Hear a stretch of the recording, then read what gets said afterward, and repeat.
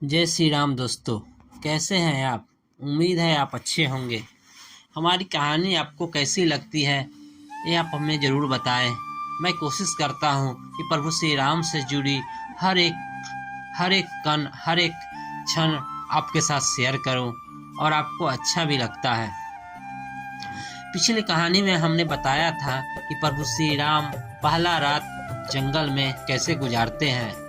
इसके बाद की कहानी आज मैं बताने जा रहा हूँ, जो कि भील राजगुह है। गंगा के इस प्रदेश पर भीलों का अधिकार था और उनके राजा का नाम गुह था। एक लोकप्रिय एवं सशक्त शासक होने के साथ ही गुह राम का भक्त भी था। यह ज्ञात होने पर कि राम अपने लघु भ्राता लक्ष्मण और पत्नी सीता के साथ उसके क्षेत्र में आए हुए हैं, वह अपने मंत्रियों तथा परिजनों के साथ उनके स्वागत के लिए आ पहुंचा। भील राजगुह को देखकर राम स्वयं आगे बढ़े और उनसे गले मिले। वक्कल धारण किए हुए राम सीता और लक्ष्मण को देखकर गुह को अत्यंत दुख हुआ। उसने विनय पूर्वक तथा अंतर स्वर में कहा, हे रामचंद्र, इस प्रदेश को आप अपना ही प्रदेश समझे। आप यहाँ का अधिपति बनकर यहाँ पर शासन संभाल ले। आपके समान समदर्शी एवं न्यायवेत्ता शासक पाकर यह प्रदेश धन्य हो जाएगा। मैं आपको विश्वास दिलाता हूँ कि यह संपूर्ण भूमि आप ही की है और हम सब आपके अनन्य सेवक हैं। इतना कहकर गुहराज ने अपने साथ लाई हुई सामग्री को राम के समक्ष रख दिया और बोला, हे स्वामी, यह भक्ष्य, पेय, लेहा तथा स्वादिष्ट फल आपकी सेवा में प्रस्तुत है। आप कृपा करके इन्हें स्वीकार करें।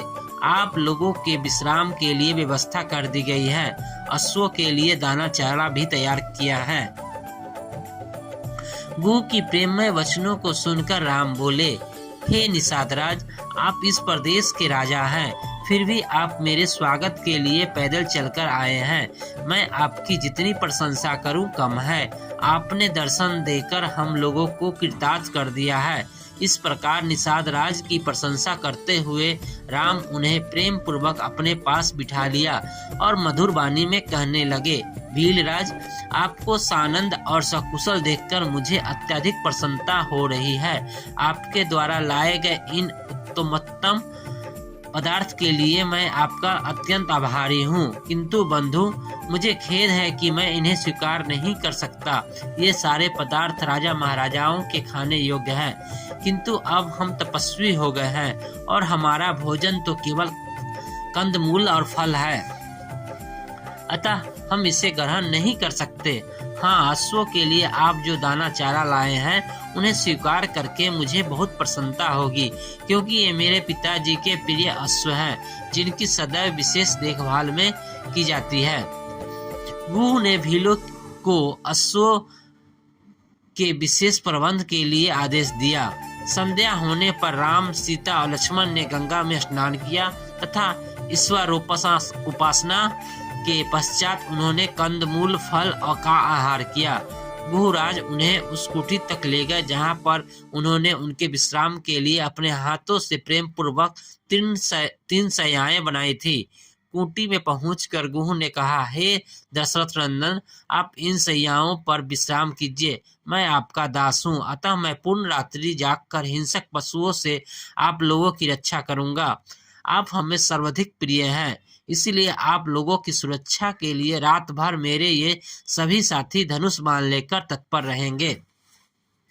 उनकी बातें सुनकर लक्ष्मण ने कहा, हे गुहराज, मुझे आपकी शक्ति, निष्ठा और भैया राम के प्रति आपके अनन्य प्रेम पर पूर्ण विश्वास है। निसंदेह आपके राज्य में हमें किसी प्रकार की विपत्ति का आशंका नहीं हो सकता, किंतु मैं भैया राम का दास हूँ, अतः मैं इनके बराबर में सो नहीं सकता। मैं भी रात भर आपके साथ पहरा देकर अपना कर्तव्य पूरा करूँगा।